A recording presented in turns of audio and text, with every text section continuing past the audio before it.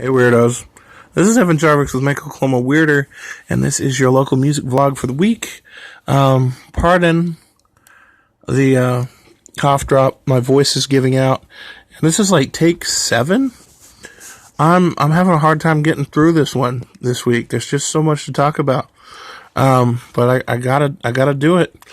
I had to write these down eventually. I've got like 9 bands, like 9 artists that have all dropped albums like in the past like 10 days, 15 days, and I haven't talked about any of them. So I got to talk about them. And you know, there's not even any singer-songwriters on this list, so what that tells me is I'm probably not even getting all of them, even so. But if there's ever any testament to like how much music just comes out all the time, let this be known. Like I got like 9 artists that drops stuff all around Halloween. Go figure. Okay, I'm going to start with Millie Mesh. Millie Mesh, finally dropping debut EP after practically building a career on singles. Finally dropping Jungle Juice, which has been kind of on, people's lips for a while. Millie Mesh was talking a lot about Jungle Juice really more a year or 2 ago. Not so much lately, but, finally got that release. Really excited about that. It dropped yesterday, so I haven't had a chance to listen to it. And I believe I read Blev did the production for Jungle Juice, which is exciting to me because Millie Mesh and Blev collaborated on my 3rd favorite single of 2017. So if we're in for more of that, I'm really excited. But Millie Mesh, that's a big deal. Many people consider her to be like the reigning female MC of the area, so really exciting. Kind of on the same genre, I gotta mention Chris the God MC. Didn't get a chance to squeeze him into the last vlog, but last week he did drop this EP with Igloo Panda, which is kind of a surprise to me, seeing those two work together, because I thought their sounds were kind of different.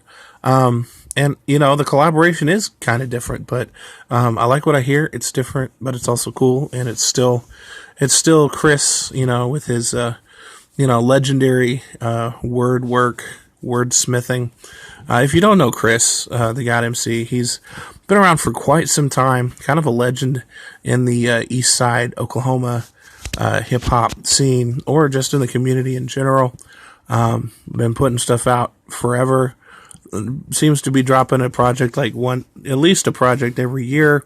He had a project last year, and the year before that, he had like 3 or 4 projects that he dropped. Anyway, but I've always been a big fan, at least since I've been aware of him, of what Chris McCain does. So did not want to let one of these vlogs go by without mentioning that. Kudos also to that artwork. It's some really cool artwork. Photography, which, if I'm not mistaken, the guy who does the photography for his stuff, still works with like original film and everything. So really keeping it old school. I like that. I could be wrong, but I think that's the case. Anyway, I'm taking too long talking about everything. Let's really barrel through these next ones. I've got Bloodfeather, who you may not know. But they've been sending stuff to me over the past year or 2. They play up here sometimes, in Oklahoma City. I know they've played at the Root. I think they've got a show coming up in November, actually.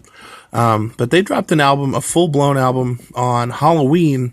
I haven't listened to it yet, but it's in my inbox, and I'm looking forward to getting into it. I know they've got some fans, but they're kind of more from like the Ada area, so I haven't seen them yet. I haven't heard the album yet, but I know that people are into them, so I got to check it out. I've got Trip Sitters, who are dropping singles all throughout October. Apparently that was all leading up to an EP, so there's a Trip Sitters EP there now, which is really good because they're a great live band, and their EP is really solid too, so I'm happy to have that out there. Me Oh My, also kind of down from that Norman up-and-coming area. Me Oh My I talked about last week, but they do have the EP out now. It's a quick 3 tracks. It really feels like a kind of a precursor, a pregame to some bigger stuff they have in the pipeline. So really excited about what they've got going on there. But that EP is really solid. I've got Souness out of Tulsa. I managed to catch some of their set at Plaza Fest this year. Really solid, kind of three-piece alt rock thing. Kind of a bit of groove rock going on. I like what I heard. I didn't really get to stay very long, but I'd really like to hear this album, because the album that they had out before this, I thought, was a little bit short in the quality area, just like of the quality of the recording. It kind of sounded more like a demo. And so I'm hoping maybe this is more of a studio recording. But they've got an EP out, and a release show this weekend. So I'm definitely going to check that out. New Time Zones, while I'm kind of on that, wavelength, New Time Zones is kind of an alt rock thing too.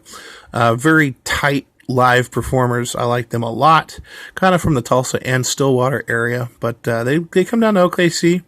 You know, they won a big band competition last year. I mean, they're good performers, and I really liked their EP last year. It almost made my big 50, but didn't quite. But they've got a new one this year. It dropped last weekend, so I really want to check out the new EP from New Time Zones, because I dig those guys. I'm going to mention a couple of metal bands from Tulsa. You may not have heard of them. I honestly haven't heard of them, but there's always metal music coming out. Skysia, I may not be pronouncing that right.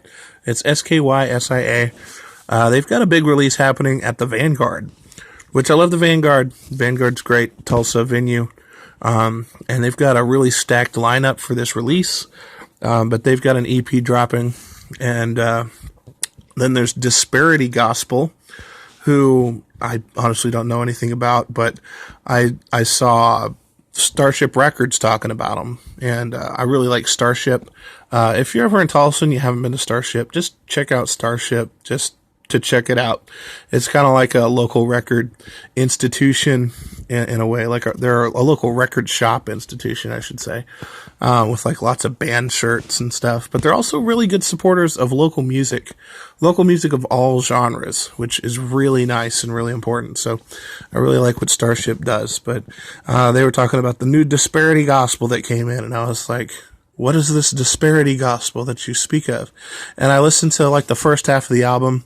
I ended up getting cut short, and I have to go back and listen to the rest of it. But so far, so good. If you dig that really hard, gruff, like, yeah, it's kind of gnarly, and I definitely want to spend some more time with Disparity Gospel. But anyway, so those are all releases that have come out.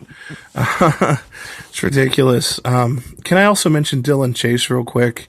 His album dropped really a little while longer ago, probably 2 weeks ago, 3 weeks ago. But Dillon Chase, thank heavens that you exist. You're one of the few artists that makes Christian rap legit. You know, Christian rap gets a bad rap, no pun intended. And Dillon Chase just constantly putting out quality work. Last year's Drifting was almost made my big 50. I was a big fan of the conceptual approach that he had taken. Okay, so that's a bunch of new music for you to go check out. I've got a minute left, a minute or so. And I want to real quick talk Norman Music Fest. Norman Music Fest open call is officially open. It opened yesterday, and it's open all the way through December 15th. If you want to play NMF, you got to fill out this form. And in my opinion, you need to fill everything out. Now, some of it is, required, and some of it's preferred. But if you see something that's not required, in my opinion, so for instance, if it says Twitter, what's your Twitter username? And you're like, well, I don't have a Twitter.